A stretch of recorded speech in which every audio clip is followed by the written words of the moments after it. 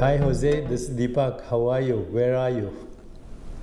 Hey, Master, how are you? Everything good? Everything is good. I hope you're healthy and safe. I heard you had some challenges, but it's good to see you. You look great. And I'm in La Jolla, California. You're in Colombia, I believe, right? Yeah, I'm here. I'm here in the mountains of Rio Negro, which is really close to Medellin. It's where I live. Um, I was talking to Leila about how I started meditating, and I started meditating because I had a girlfriend back in the days. Uh, that nowadays she's like she's my best friend. And when I told her that I wanted to be an artist, she was like, "Are you sure what you're getting to? Like, are you sure? Because you need a lot of, you know, power in your mind and a lot of strength. With all the stress, you're gonna leave. And I was like, yes. So she was like, "What? I know someone that it's he teach how to meditate, and I think it's gonna be really good for you because you're gonna be in a really tough world." And that's when I was like 18 years old. Now I'm 35.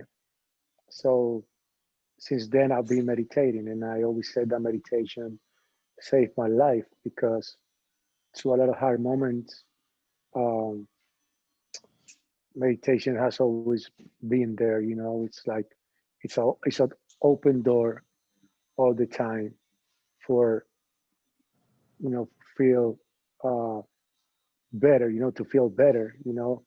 Uh, I can't lie that when I was with COVID, I didn't even meditate because my mind just was in another state. But but definitely meditation has saved my life so many times, and now I'm meditating 3 times. I used to meditate just twice a day, uh, but after COVID, I'm meditating 3 times now. Like I take my 20 minutes in the morning, noon, and 9.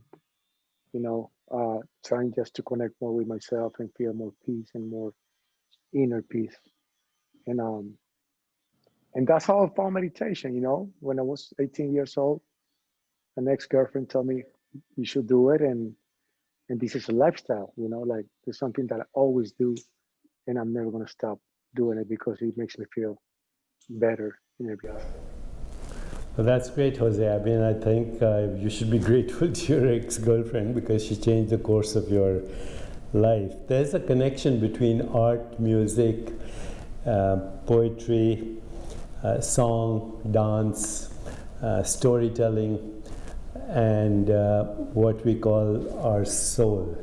So, T.S. Eliot, the great poet, said art, and he was referring at that time to poetry, is the language of the inarticulate. It's the raid on the inarticulate. What we cannot say through ordinary language, we can say through music and poetry because we go beyond the intellectual mind, and that is what actually imprisons us.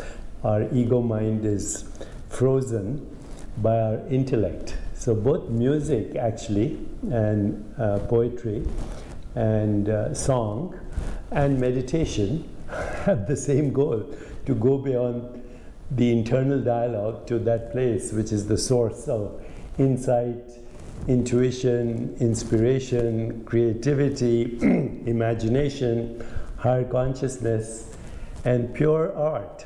Pure art comes from there, it doesn't come from the mind, as you know, as a great performer. What you're also saying about right now is very important because of the global pandemic. What we're seeing is a crisis in the world of what can be called sympathetic overdrive. So people who are stressed have an overactive sympathetic nervous system, and that creates inflammation in the body, and also what are called inflammatory storms. They are called cytokine storms, and all the people who are getting sick, including you who got sick, has that sympathetic overdrive, which means a lot of activity, you're always performing, you're always on stage, you're perceived as good as your last hit, It's a lot of pressure. And that sympathetic overdrive actually compromises the immune system. So anything like meditation, singing, by the way, singing, and art, and yoga, and deep breathing, and vocalization, and chanting, and deep breathing, it overshadows the sympathetic overdrive. It stimulates a nerve in the body called the vagus nerve. And the vagus nerve is the opposite of the stress response. So it's frequently referred to as the rest, relax, and rejuvenate nerve in the body.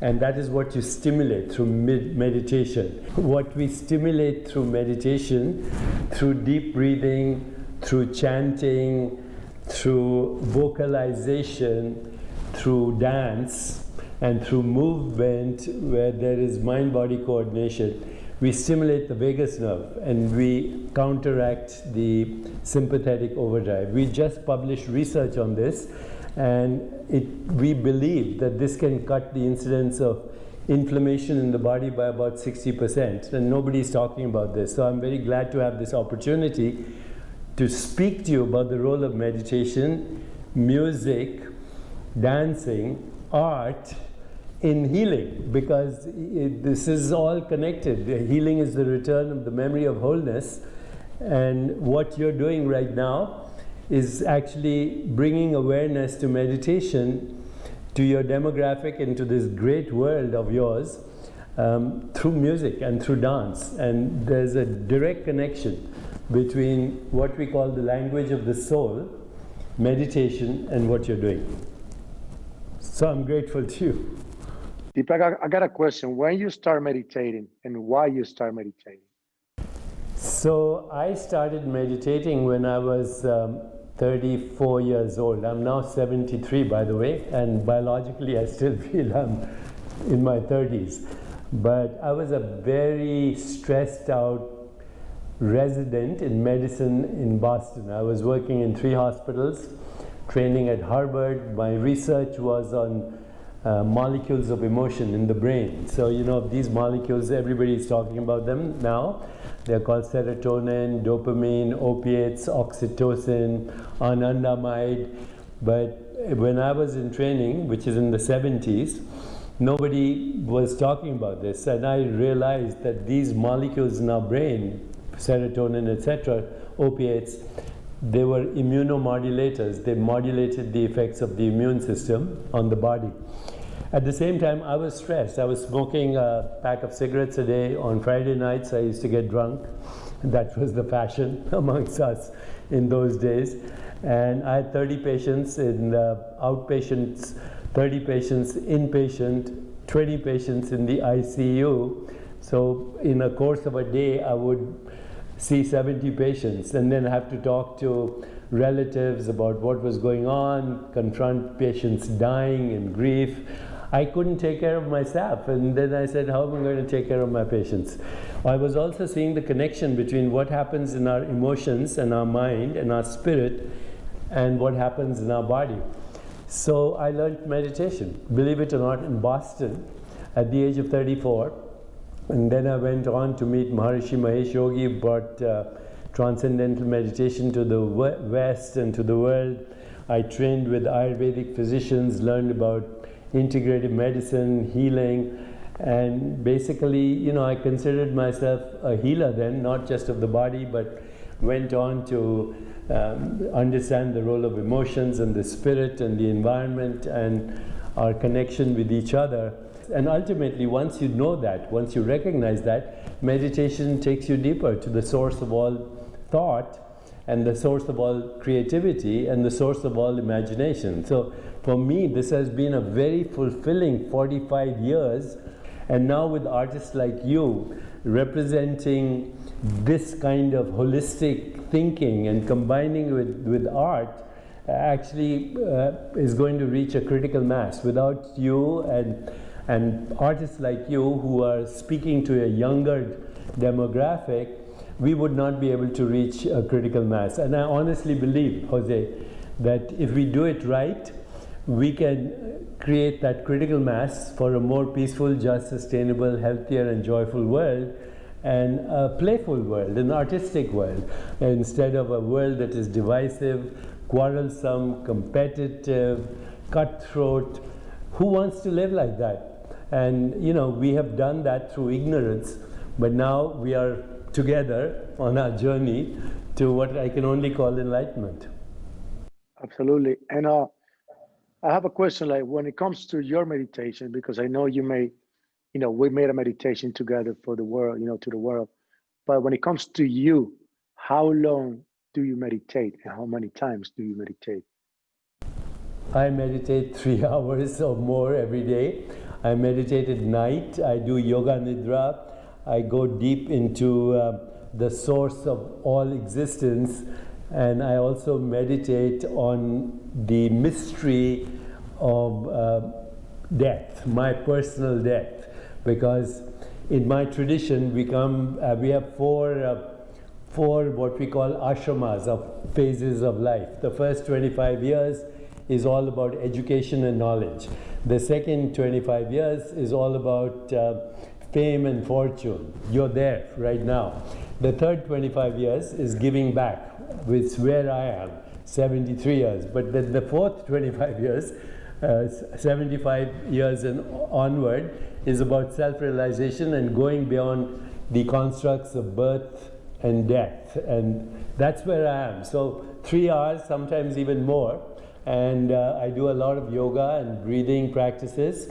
And then I engage with the world in just one idea, a more peaceful, just, sustainable, healthier, and joyful world. Not all the money in the world can buy that. Not all the leadership in the world can buy that. Only we can create that. And we can create that by being the change we want to see in the world. Peace cannot be created by those who are not peaceful. I know a lot of Nobel Peace Prize winners. They have no peace inside their heart. Love cannot be expressed by those who have not loved. We have to be the change we want to see in the world. And once again, because of artists like you, we can now reach that critical mass. Thank you. Thank you. From what I heard, I'm going to meditate now more. I'm going to get younger and more happy and more peaceful than I ever. Meditation is a lifestyle to me. I think it's something that we have to have on our daily basis.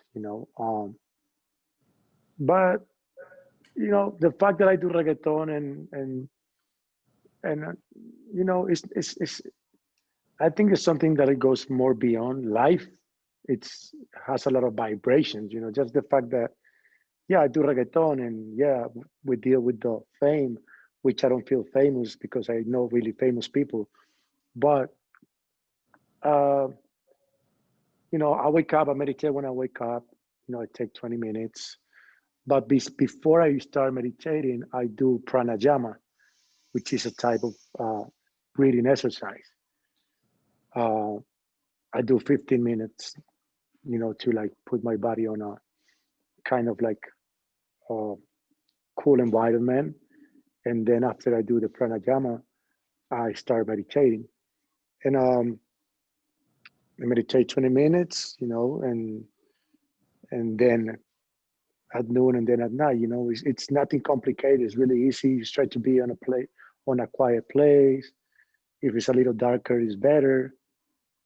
Personally, and quiet, just looking to connect yourself. Yesterday I was talking with my friends and they were like, no, but meditation is impossible because they always gonna, like you gotta put your mind in zero thoughts. And to me, I'm a level that hasn't happened yet. Like I'm always having thoughts in my mind.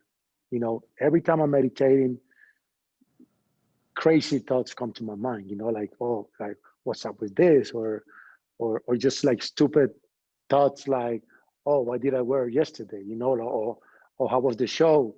But at least you're trying to meditate and you put in your brain on a different vibe. If I'm not mistaken, Mr. Deepak, Master, every time I meditate, I got thoughts. I'm not yet in the level of have zero thoughts. And I think that's on a higher level of meditation. that I haven't reached yet. But at least I try to put my mind on a better state. So, Jose, actually, what you're doing is absolutely the right thing, because meditation is an upward stroke and a downward stroke. So, the upward stroke, think of waves on the ocean.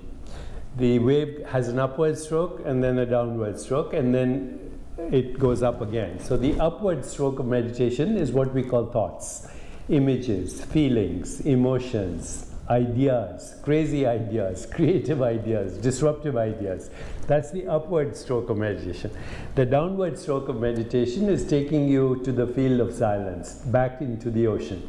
And for that you can use breathing, mantra, whatever, which we do in our joint program that we have now offered through Chopra, thanks to you. That's the downward stroke. So you need both. If you did not have the upward stroke, you couldn't have the downward stroke. If you didn't have the downward stroke, then you can't have the upward stroke.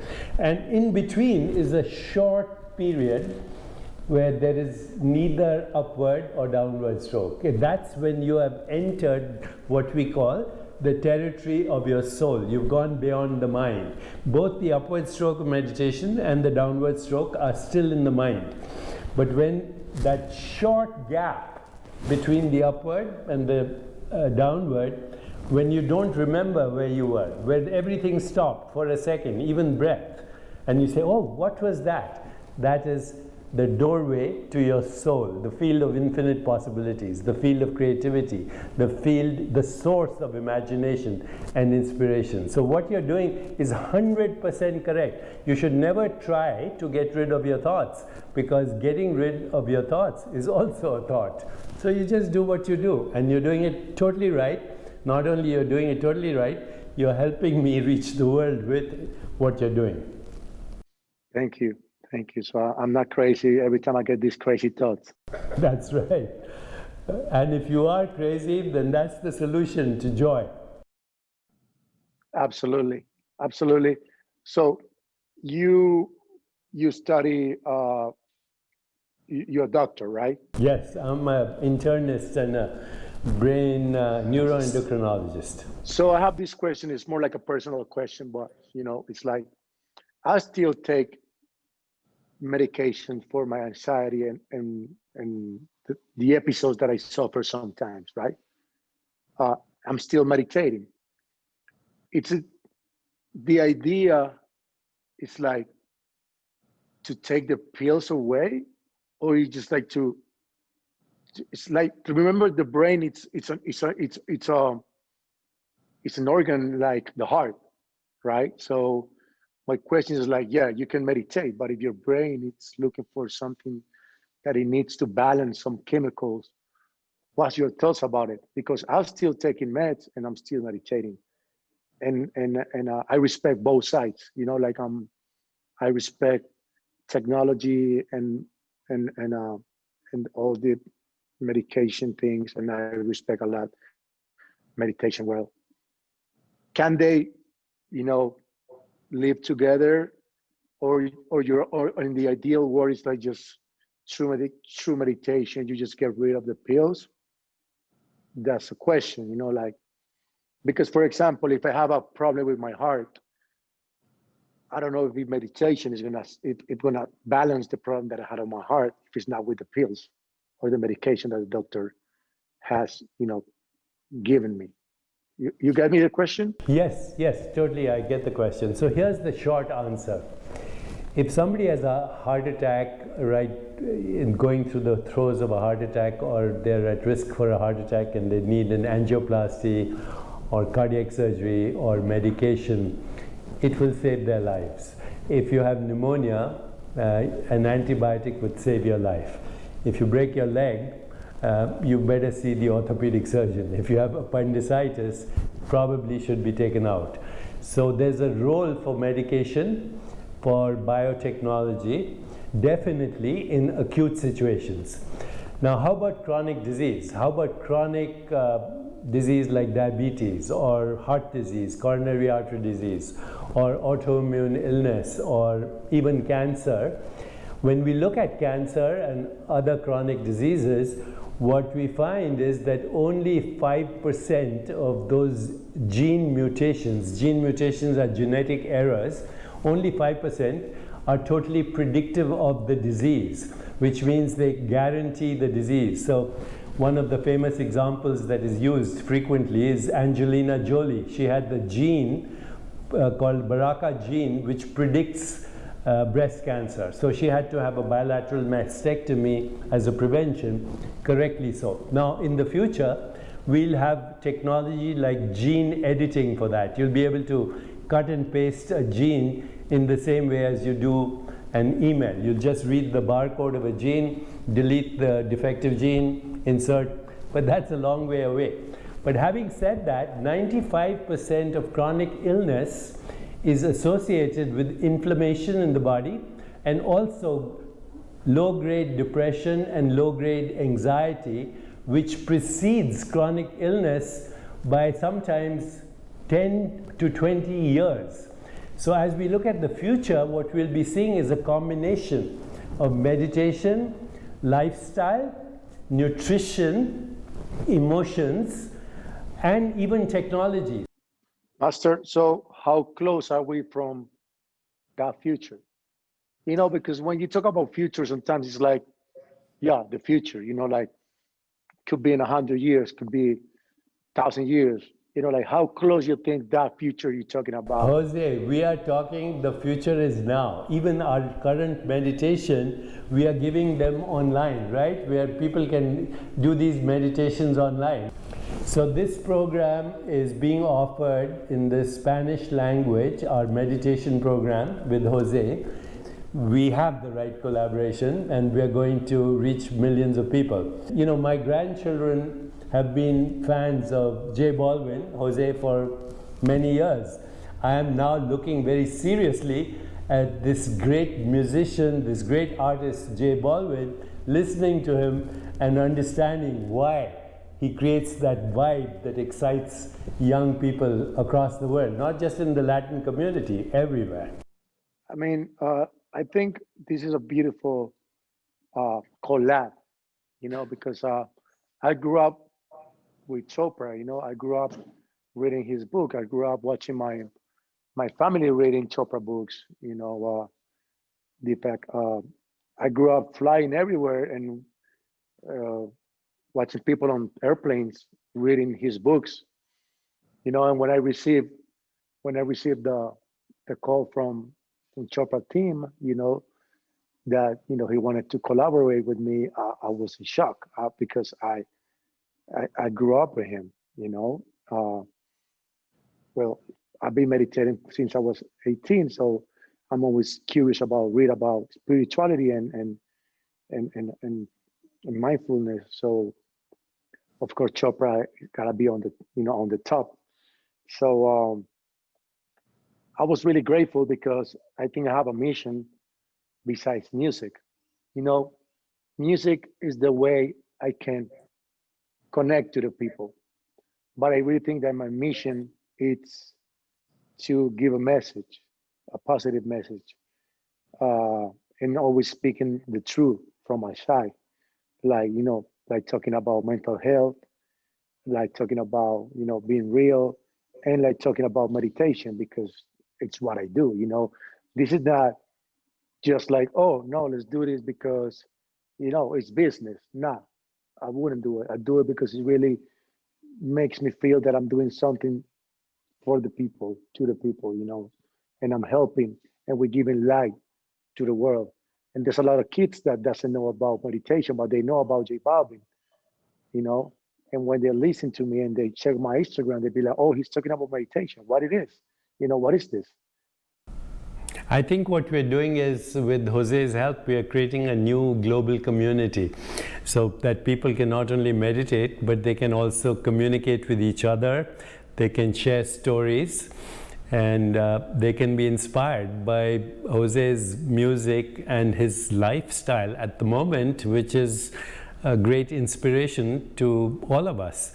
So this is an ongoing story. It started with meditation, but I think we're building a global community of what I call ultimately should be love in action, because I believe that love without action is meaningless and action without love is irrelevant. When you have the two together and you're coming from a place of soul, then you can create a more joyful and happy world, and that's what we need right now. So it's an ongoing story, and please stay tuned in. Just join our community on the app.